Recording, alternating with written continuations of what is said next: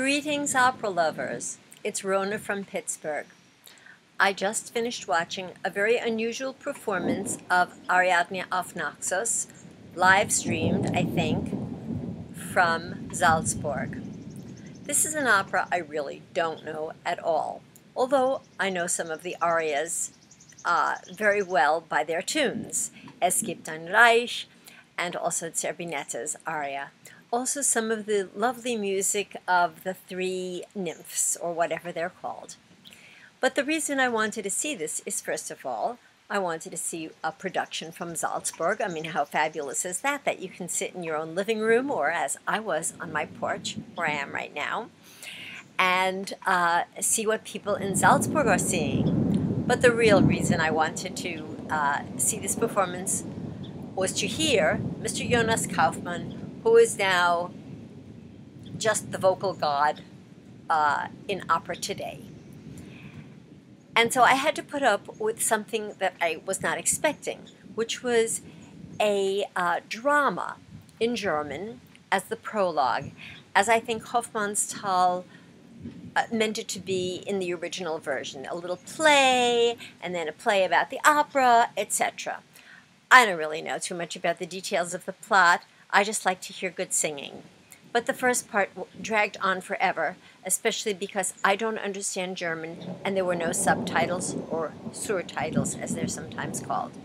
But once the opera got going, then it was a whole other story. In general, the singing was of a very high level.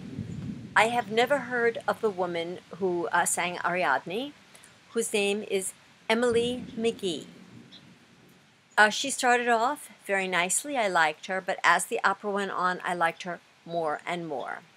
And of course, the role of Zerbinetta is a highlight of this opera at all times. And it was played by Elena Mosuk. I don't know how to pronounce her name, but that's what it looks like when you see it.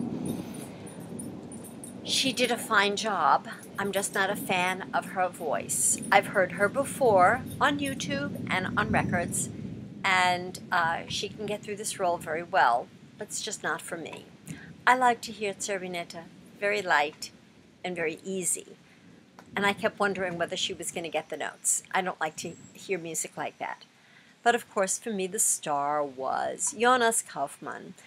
As soon as he came on stage, there was this aura.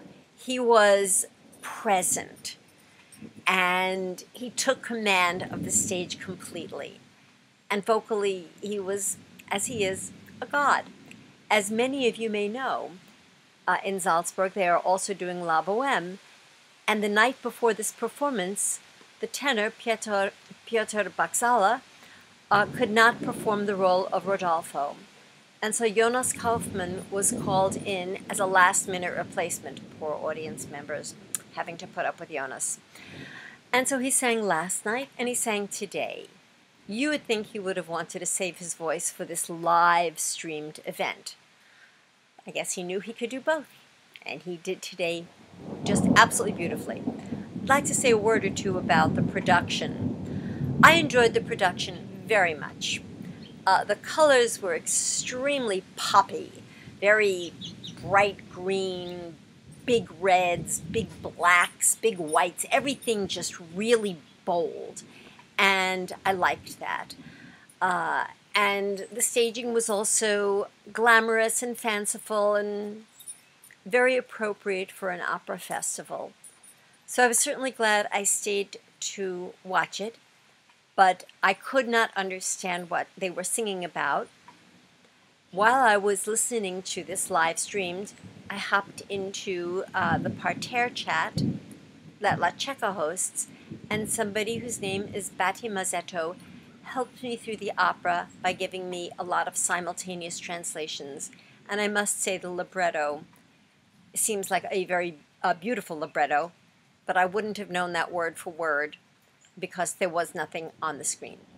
So overall, the consensus is that this is going to be a DVD. If it is, I will highly recommend it because of Mr. Jonas Kaufmann and also Miss McGee, who was wonderful and a new name to me. So look forward to it, and have a great day.